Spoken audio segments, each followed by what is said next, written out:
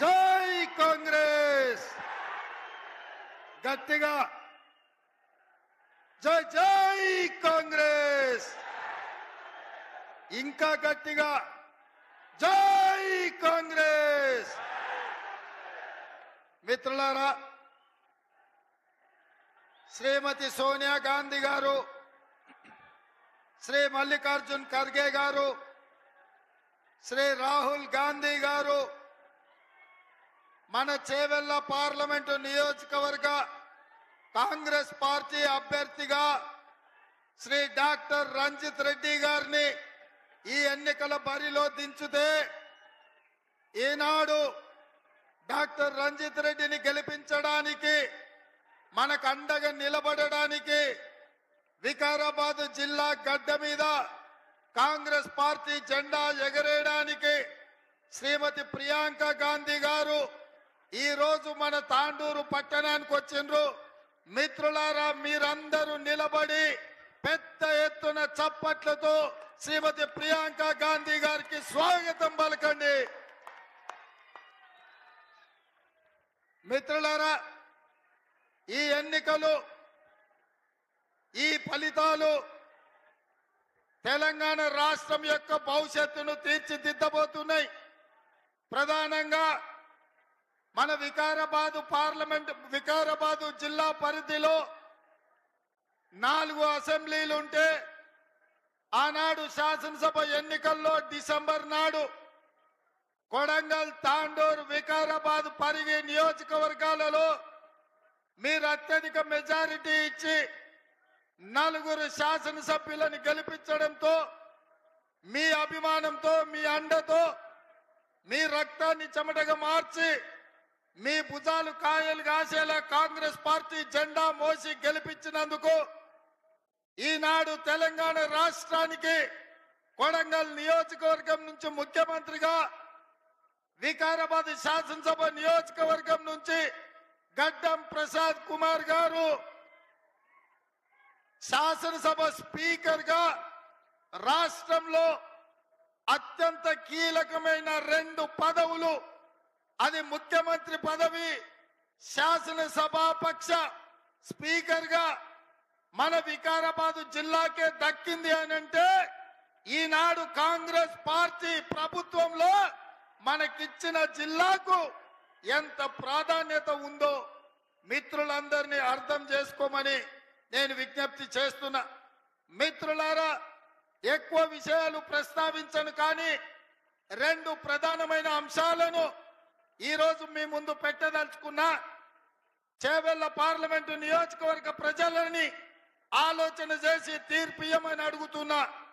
ఆనాడు doctor YS Rajasekhara Reddy గారు ముఖ్యమంత్రిగా ఉన్నప్పుడు, గడ్డం ప్రసాద్ గారు మంత్రిగా ఉన్నప్పుడు మన వెనుకబడిన ప్రాంతం, ఎడారి ప్రాంతం, కరువు ప్రాంతం, కందులే కాదు ఇతర పంటలు పండించాలి, మన ప్రాంతం పచ్చగా ఉండాలి అని ఆనాడు ప్రాణహిత చేవెళ్ల ప్రాజెక్టును మన ప్రాంతానికి నీళ్లు ఇవ్వడానికి వేల కోట్ల రూపాయల ఖర్చు పెట్టిండ్రు. కానీ తెలంగాణ రాష్ట్రం వచ్చిన తర్వాత చంద్రశేఖర్ రావు మన ప్రాంతానికి, మన వికారాబాద్, మన చేవెళ్ల, మన తాండూరు, మన పరిగి ప్రాంతానికి రావాల్సిన గోదావరి జలాలను ఈనాడు రద్దు చేసి ప్రాణహిత చేవెళ్ల ప్రాజెక్టును పడావు పెట్టి మన ప్రాంతాన్ని ఎడారిగా చేసిండు. అందుకే నేను ఇవాళ అడుగుతున్నా, బీఆర్ఎస్ వాళ్ళు చేసిన అన్యాయం ప్రాణహిత చేవెళ్ల మన ప్రాంతానికి రాలే. అదే విధంగా ఆనాడు పాలమూరు రంగారెడ్డి ఎత్తిపోతల పథకం ద్వారా కృష్ణానది జలాలను మన మక్తల్, నారాయణపేట, కొడంగల్, తాండూరు, పరిగి, వికారాబాద్ ప్రాంతాలకు ఇవ్వాలని సాగునీటి ప్రాజెక్టులతో మన ప్రాంతం పచ్చని పంటలు పండాలని పాలమూరు రంగారెడ్డి ఎత్తిపోతల పథకం ఆనాడు కాంగ్రెస్ పార్టీ మంజూరు చేసింది. కానీ నరేంద్ర మోడీ గారు, భారతీయ జనతా పార్టీ ఈ 10 సంవత్సరాలు అనుమతి ఇవ్వక పాలమూరు రంగారెడ్డి ఎత్తిపోతల పథకానికి జాతీయ హోదా ఇవ్వకపోవడం వల్ల ఇవాళ కృష్ణానది జలాలు కూడా మన ప్రాంతానికి రాలేదు. ఈ రోజు కూడా మనము కరువు కాటకాలతో రైతుల ఆత్మహత్యలతో చనిపోతున్నాం. ఇవాళ మనం పండించే కందులు మన ప్రాంతంలో అమ్ముకోవడానికి, అమ్ముకుంటే గిట్టుబాటు ధర రాకపోవడానికి కారణం ఈరోజు బీజేపీ బీఆర్ఎస్ పార్టీలే. అందుకే ఈరోజు ఈ ఎన్నికల్లో రాష్ట్రంలో కాంగ్రెస్ పార్టీ అధికారంలోకి వచ్చింది. వికారాబాద్ వరకు ఎంఎంటీఎస్ రైలు రావాలన్నా, ఈ ప్రాంతానికి గోదావరి జలాలు రావాలన్నా, ఈ ప్రాంతంలో కృష్ణా నది జలాలతో మన పొలాలు తడవాలన్నా కేంద్రంలో కూడా కాంగ్రెస్ అధికారంలోకి రావాలి. చేవెళ్ల పార్లమెంటు నియోజకవర్గంలో డాక్టర్ రంజిత్ రెడ్డి గెలవాలి. ఇదే కాదు, ఈరోజు ఈ ప్రాంతంలో ఉన్న సమస్యలు వికారాబాద్ శాటిలైట్ సిటీ కావచ్చు, వికారాబాద్ ఎంఎంటీఎస్ రైలు కావచ్చు, మన ప్రాంత అభివృద్ధి అర్ధాంతరంగా ఆగిపోయింది. మన వికారాబాద్ అనంతగిరి కొండల్లో పుట్టిన మూసీ నది నల్గొండ జిల్లా వరకు వెళ్తుంది. ఇవాళ పచ్చని పంటలకు ఉండాల్సిన మూసి ఈ రోజు కాలుష్యమై ఈ రోజు నరక కూపంగా తయారైంది. అందుకే మూసీ రివర్ డెవలప్మెంట్ ఫండ్ పేరు మీద అభివృద్ధి చేసుకోవాలి అని అంటే కేంద్రంలో రాష్ట్రంలో కాంగ్రెస్ అధికారంలో ఉండాలి. అందుకే మన ప్రాంత అభివృద్ధి కోసం, మన సమస్యల పరిష్కారం కోసం మనము ఈ రోజు కాంగ్రెస్ ను గెలిపించుకోవాలి. ఆనాడు చంద్రశేఖరరావు గారు అన్నారు, రైతు భరోసా పథకంలో కాంగ్రెస్ పార్టీ నిధులు వేయడం లేదు అని.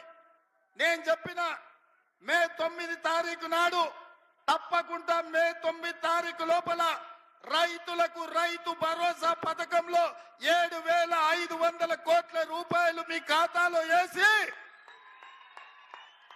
ఈ రైతులను ఆదుకుంటా అని మాట ఇచ్చిన. నేను నిధులేస్తే చంద్రశేఖరరావు అమరవీరుల స్తూపం దగ్గర ముక్కు నేలకు రాయాలి అని నేను సవాలు విసిరిన. 9 తారీఖు చెప్తే 6 తారీఖు నాడే 7,500 కోట్ల రూపాయల నిధులు ఖాతాలలో రైతులకు రైతు భరోసా పథకంలో వేసినాం. ఇప్పుడు చంద్రశేఖరరావుని అడుగుతున్నా, నువ్వు సవాలు చేసినావు కదా, రైతు భరోసా నిధులు మేము వేసినాం కదా, నీకేం మాత్రం సోయి ఉన్నా అమరవీరుల స్తూపం దగ్గరకు వచ్చి ముక్కుకు నేలకు రాయాలి అని కాంగ్రెస్ పార్టీ డిమాండ్ చేస్తుంది. అదే విధంగా ఆయన అల్లుడు హరీష్ రావు గారు రైతు రుణమాఫీ చేయలేదన్నాడు. నేను చెప్పిన 15 ఆగస్టు లోపల రైతు రుణమాఫీ చేసి తీరుతా అన్న. హరీష్ రావు చెయ్యలేను, చేస్తే రాజీనామా చేస్తా, మళ్ళీ ఎన్నికల్లో పోటీ చేయను అన్నాడు. అందుకే ఈరోజు వికారాబాద్ జిల్లా రైతాంగం సాక్షిగా తెలంగాణ రాష్ట్రంలో ఉన్న కోట్లాది రైతులకు నేను మాట ఇస్తున్నా.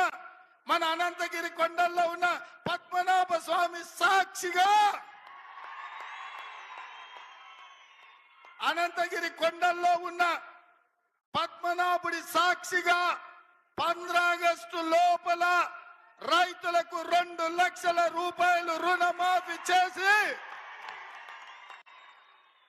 ఈ తెలంగాణ రైతాంగం యొక్క రుణం తీర్చుకునే బాధ్యత నేను తీసుకుంటా. నేను ఇవాళ ఒక్క మాట చెప్పదలుచుకున్నా, ఈ పదవి, ఈ హోదా, ఈ ప్రభుత్వం రైతుల రుణమాఫీ చేయకపోతే, రైతుల రుణము తీర్చుకోకపోతే ఇది నిష్ప్రయోజనం. అందుకే రైతుల రుణం తీర్చుకొని రైతులను ఆదుకునే బాధ్యత ఇందిరమ్మ రాజ్యంలో కాంగ్రెస్ పార్టీ తీసుకుంటుంది. అదే విధంగా ఇవాళ బీజేపీ వాళ్ళు, నరేంద్ర మోడీ, అమిత్ షా రోజు వస్తున్నారు. సంక్రాంతి పూట గంగిరెద్దులాగా ఊరూరు తిరుగుతుర్రు.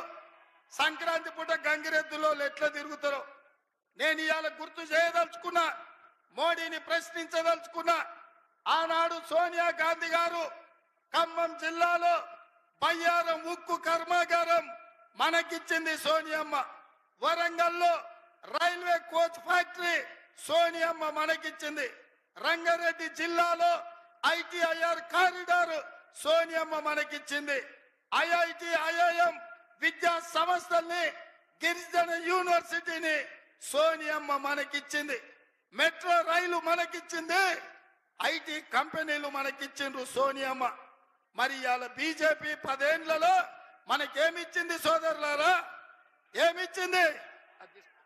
తీసుకో, మొత్తం తీసుకొని